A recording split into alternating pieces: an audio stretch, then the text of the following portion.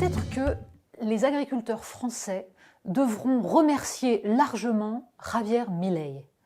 Oui, parce que c'est peut-être paradoxalement l'espèce d'ultra-libéral, libertarien totalement foutraque qui vient d'être élu en Argentine, qui pourrait préserver un nombre incalculable d'exploitations, notamment de petits éleveurs en France. Ce paradoxe vient du fait que visiblement Javier Milei n'a aucune intention de signer le projet de traité de libre-échange entre le Mercosur et l'Union européenne. Alors ce traité de libre-échange, c'est un serpent de mer. On se souvient que Emmanuel Macron trouvait ce projet absolument formidable, jusqu'à ce qu'il constate que les peuples européens commençaient à marquer leur détestation de tous ces traités de libre-échange dont ils avaient bien compris qu'ils ruinaient petit à petit l'agriculture française, l'industrie, bref, catastrophe absolue, mais portée avec une volonté farouche par toute la technostructure de l'Union européenne, signée dans le plus grand secret par la Commission, sans aucune validation démocratique, et les rares fois où tout cela a été soumis au vote, eh bien on se souvient que ça n'est pas vraiment passé. Mais Emmanuel Macron donc était pour, jusqu'à l'élection de Bolsonaro, qui lui a permis de reculer sur ce fameux traité en expliquant que Bolsonaro, évidemment, ne donnait aucune garantie de préservation de l'environnement. La forêt amazonienne avait bon dos, Emmanuel Macron faisait de la politique intérieure. Bolsonaro avait en plus insulté Brigitte Macron, ce qui donnait un élément de plus. On en était là. Beaucoup espéraient être enfin débarrassés de ce traité de libre-échange, mais l'élection de Lula avait remis sur le tapis ce traité, puisque Lula, au contraire, était fréquentable. Et donc on pouvait, avec lui, signer un traité dont, bien entendu, il était garanti que certaines clauses permettraient de lutter contre la déforestation.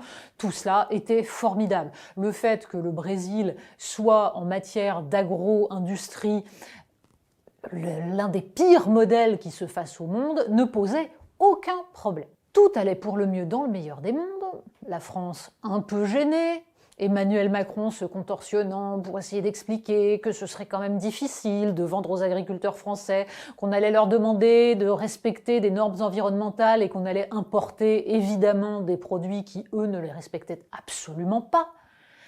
Mais les Allemands, eux, avaient décidé de pousser à fond pour la signature de ce traité, parce que l'industrie allemande est fragilisée et parce que les traités de libre-échange signés par l'Union européenne, eh bien, la règle est toujours à peu près la même. À la fin, c'est l'Allemagne qui gagne. En effet, on sacrifie l'agriculture pour pouvoir préserver les exportations de produits industriels. Avec le Mercosur, c'est-à-dire avec le Brésil et l'Argentine, dont les deux pays ont un secteur agro-industriel massif, l'évidence est que, une fois de plus, le processus va se rejouer. Olaf Scholz, donc, pousse au maximum. Mais arrive le Deus ex machina, l'élection du nouveau président argentin et le fait que les Argentins ne veulent pas signer ce traité avant l'arrivée au pouvoir, l'investiture de Javier Milei, dont on sait qu'il est opposé à ce traité parce qu'il existe dedans des clauses contre la déforestation. Bref, pour des raisons en fait qui sont aux antipodes, la France et l'Argentine résistent. Alors, le dernier épisode est quand même l'accord entre l'Allemagne et le Brésil pour essayer de pousser le plus loin possible pour la signature, avec cette déclaration du ministre allemand de l'économie, Robert Habeck, qui, face au président Lula, a expliqué « chacun a ses voisins. Vous avez l'Argentine, nous avons la France ». Bref, la vision que les Allemands ont du problème, et surtout la vision qu'ils ont de cette belle alliance qu'est l'Union européenne, de cette solidarité entre pays européens, fait vraiment chaud au cœur. Alors, on connaît d'emblée la fin de l'histoire.